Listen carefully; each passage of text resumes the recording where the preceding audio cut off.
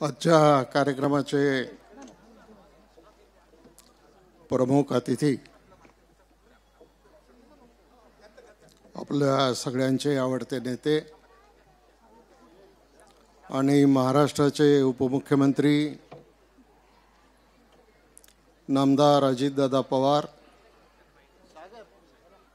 माजी आमदार पोपटरावजी गावडे, आपले तरुण तडफदार आमदार अतुल शेठ बेनके, सत्यशीलजी शेरकर, काकासाहेब कोयटे, संजयराव काळे, पांडुरंग पवार, शरदराव लेंडे, गणपतराव फुलोडे, भगवानराव पासलकर, भाऊसाहेब देवाडे, किशोरजी दांगट, अशोकराव घोलप, फिरोज पठाण, संजय पानसरे, गुलाबशेठ नेरकर, बाळासाहेब खिलारी, महादूशेठ वाघ, सौ उज्ज्वलाताई शेवाळे, सुप्रियाताई लेंडे,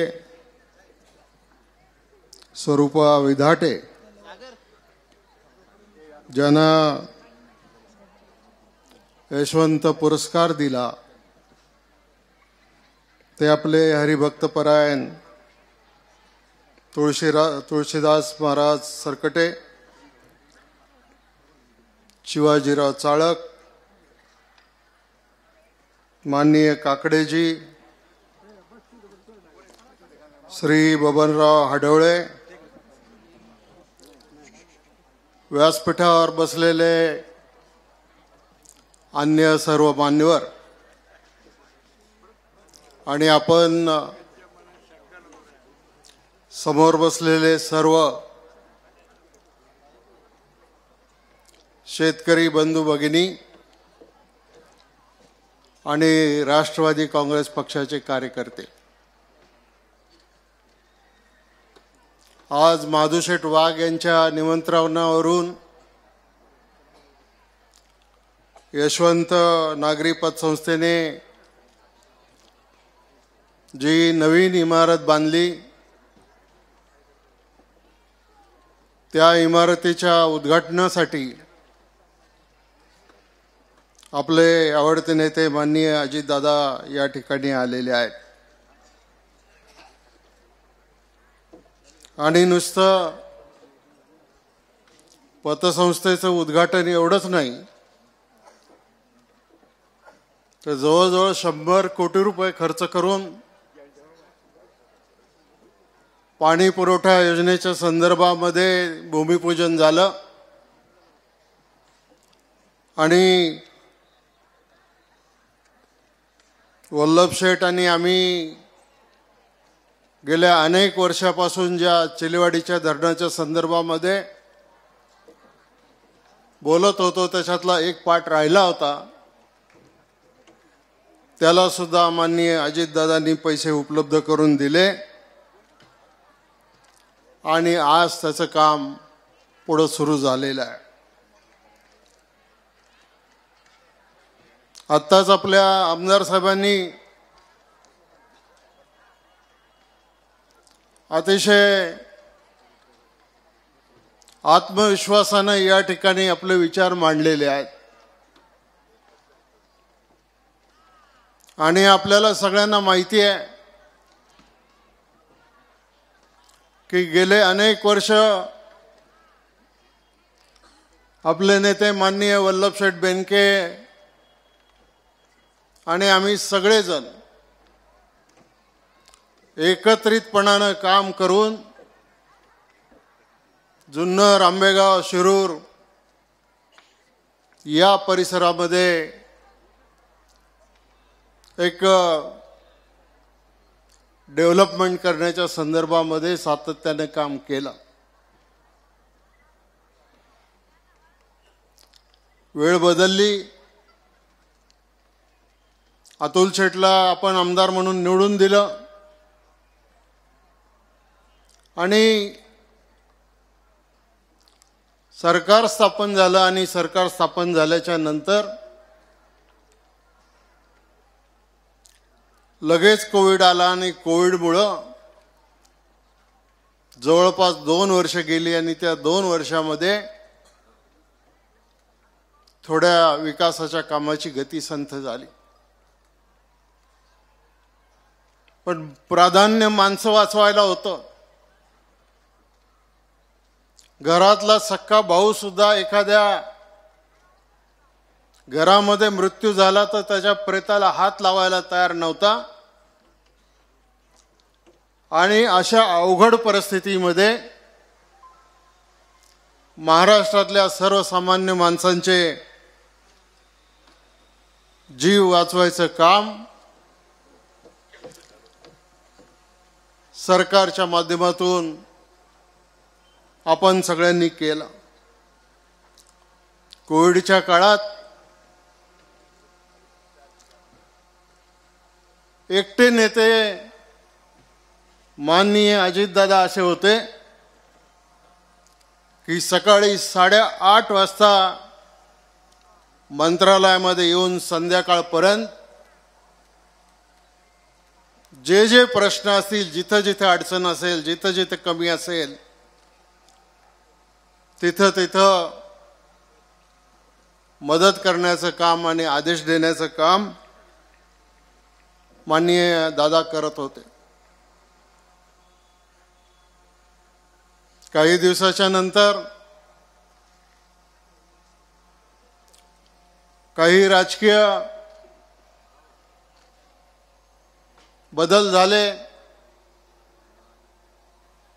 त्याच्या संदर्भात मी बोलण्यापेक्षा अजितदादा आणखीन व्यवस्थितपणानं तो मुद्दा आपल्या सगळ्यांच्या समोर मांडतील. पण मी आपल्याला एकच सांगतो की हा निर्णय एकट्या अजितदादांचा निर्णय नाही, तर पक्षाच्या 52 आमदारांच्या पैकी 42 आमदारांनी घेतलेला हा निर्णय आहे. आणि त्याचं एकमेव कारण फक्त आपल्या मतदारसंघातल्या लोकांच्या ज्या गरजा आहेत, ज्या अडचणी आहेत, जे अडलेले प्रश्न आहेत, ते प्रश्न सोडवण्याच्या दृष्टिकोनातून काम करत राहायचं. आणि आज अजितदादा त्या दृष्टिकोनातून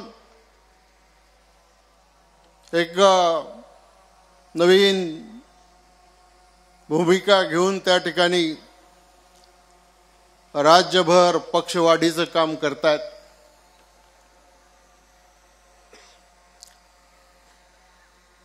अतुल शेठनी सांगितलं की अजितदादांनी मुख्यमंत्री झालं पाहिजे. महाराष्ट्रामधल्या सर्वसामान्य माणसाची ही अपेक्षा आहे. जर गतिमान प्रशासन आपल्याला पुढे चालवायचं असेल तर अजितदादांनी एकदा या राज्याचं नेतृत्व करावं आणि मग त्याच्यामधला फरक आपल्याला त्या ठिकाणी आढळून येईल. आज शेतकऱ्यांचे अनेक प्रश्न आहेत, शेतीचे अनेक प्रश्न आहेत, बेरोजगारांचे प्रश्न आहेत. आणि हे सगळे प्रश्न सोडवत असताना मग कधी अतिवृष्टी आली, कधी गारपीट झाली, कधी दुष्काळ पडला, आणखीन काही झालं तरी सर्वसामान्य माणसाला, शेवटच्या माणसाला मदत करायची ही भूमिका सातत्यानं आपण त्या ठिकाणी घेतो आहोत. येतात काही प्रश्न, अडचणीचे निर्माण होतात. फक्त साखरेत परवडत नाही म्हणून इथेनॉलच्या प्रकल्पाला गती दिली. इथेनॉल तयार झाल्याच्या नंतर 20% इथेनॉल पेट्रोलमध्ये मिक्स केल्याच्या नंतर आपल्या देशाचं परकीय चलन सुद्धा वाचणार आहे आणि साखर कारखान्यांना सुद्धा अधिकचा नफा त्याच्यामध्ये होणार आहे की जेणेकरून शेतकऱ्याच्या घरामध्ये 2 पैसे त्या ठिकाणी पोचवता येतील. कांद्याचा प्रश्न आहे, सगळ्यांच्याच मनामधला तो प्रश्न आहे आणि हा कांद्याचा प्रश्न सोडवण्याच्या दृष्टिकोनातून माननीय मुख्यमंत्री एकनाथजी शिंदे, दुसरे उपमुख्यमंत्री देवेंद्रजी फडणवीस आणि अजितदादा हे सातत्यानं त्या दृष्टिकोनातून काम करतायत.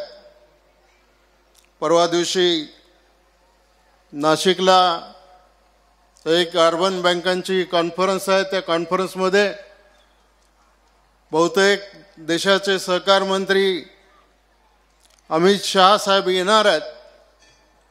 त्यावेळेला सुद्धा त्या ठिकाणी या बाबतीमध्ये त्यांच्याशी चर्चा करून काय याच्यातून मार्ग काढता येईल हे आपण त्या ठिकाणी ठरवायचा आपला प्रयत्न आहे आणि त्याच्यातून मार्ग निघून शेतकऱ्यांना काही ना काहीतरी मदत झाली पाहिजे. दुधाचे भाव उतरले, सरकारने मदत करायची भूमिका घेतली आणि ही भूमिका घेऊन जेव्हा जेव्हा शेतकरी अडचणीत येईल, आमचा ग्रामीण भागातला माणूस अडचणीत येईल, तेव्हा तेव्हा त्याला मदत करायची भूमिका ही आपल्या सरकारने अजितदादांच्या नेतृत्वाखाली आपण ही भूमिका घेतलेली आहे. आज राज्यामध्ये आरक्षणाचा प्रश्न आहे. आपण पाहतो टीव्हीवर सर्वत्र एक वेगळी भावना लोकांची आहे. पण हे करत असताना मी दादांच्या साक्षीनं या ठिकाणी सांगू इच्छितो की मराठा समाजाला आरक्षण मिळालं पाहिजे ही आपली पहिल्यापासूनची भावना आहे आणि त्या दृष्टिकोनातून मग या सगळ्या आंदोलनामधून मार्ग काढून त्याच्यातून न्याय द्यायचा एक प्रयत्न सरकारचा राहणार आहे. आपण नेहमी शाहू फुले आंबेडकरांचं नाव घेतो, त्यांचा वैचारिक वारसा सांगतो. आपण काय शाहू फुले आंबेडकरांना सोडलेलं नाही. त्यांचे आदर्श जे आहेत ते आदर्श आपले शेवटपर्यंत तेच आदर्श राहणार आहेत.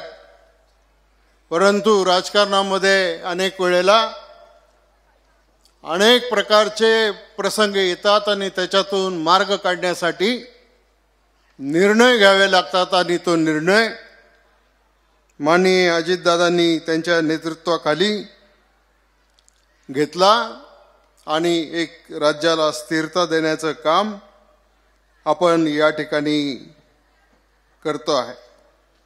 छत्रपती शिवाजी महाराजांनी दिलेला विचार हा आपल्याला पुढे घेऊन जायचा आहे आणि त्यासाठी नुसती शेतीच नाही तर सहकाराच्या बाबतीमध्ये सुद्धा की ज्या सहकाराच्या माध्यमातून गावागावामध्ये खेड्याखेड्यामध्ये एक वेगळी अर्थव्यवस्था उभी राहिली, त्या सहकार कायद्याला आज गावच्या विविध कार्यकारी सोसायटी असतील तर त्या फक्त कर्ज वाटपाचं काम करतायत आणि त्यांना अधिक काम मिळालं पाहिजे याच्यासाठी नवीन सहकार कायद्याच्या माध्यमातून गावातल्या या विविध कार्यकारी सोसायट्यांना फक्त कर्ज वाटपाचंच काम नाही तर 152 प्रकारचे व्यवसाय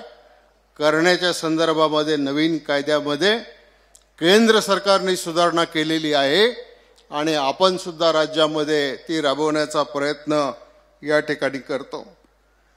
मी जास्त बोलत नाही, परंतु काका कोयटेंनी काही प्रश्न उपस्थित केले आणि विशेष करून ठेवींच्या संदर्भामध्ये एखादी बँक बुडाली तर गरीब गरिबांच्या ठेवी त्या ठिकाणी अडचणीमध्ये येतात. आपल्या पतसंस्थेसारखी चांगली पतसंस्था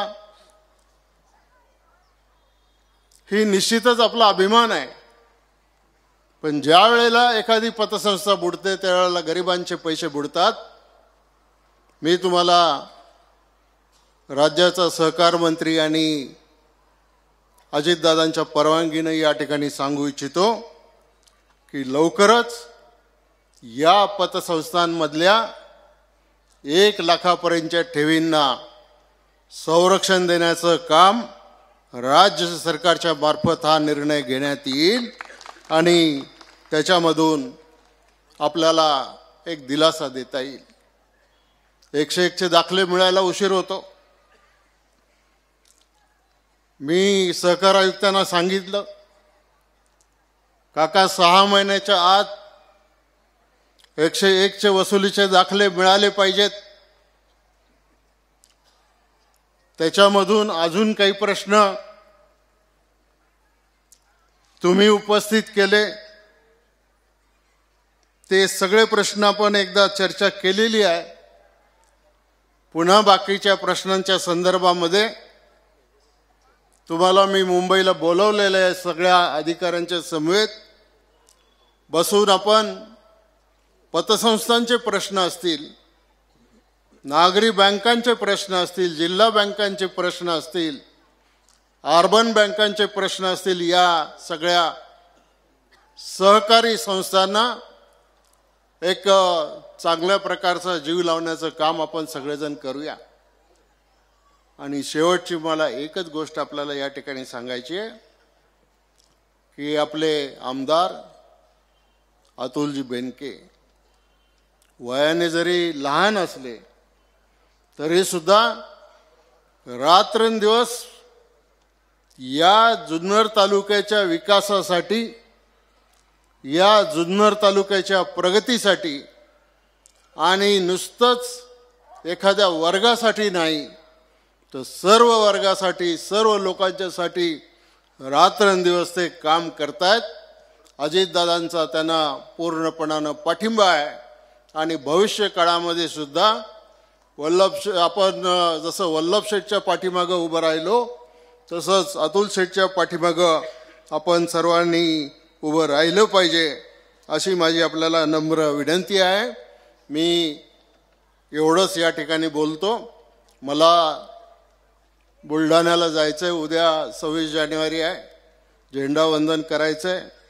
त्यामुळं माझं भाषण झाल्याच्या नंतर अजितदादांची परवानगी घेऊन मी पुढच्या कार्यक्रमाला त्या ठिकाणी जातो.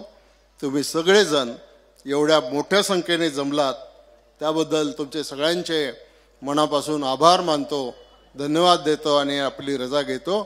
जय हिंद, जय महाराष्ट्र, जय सहकार.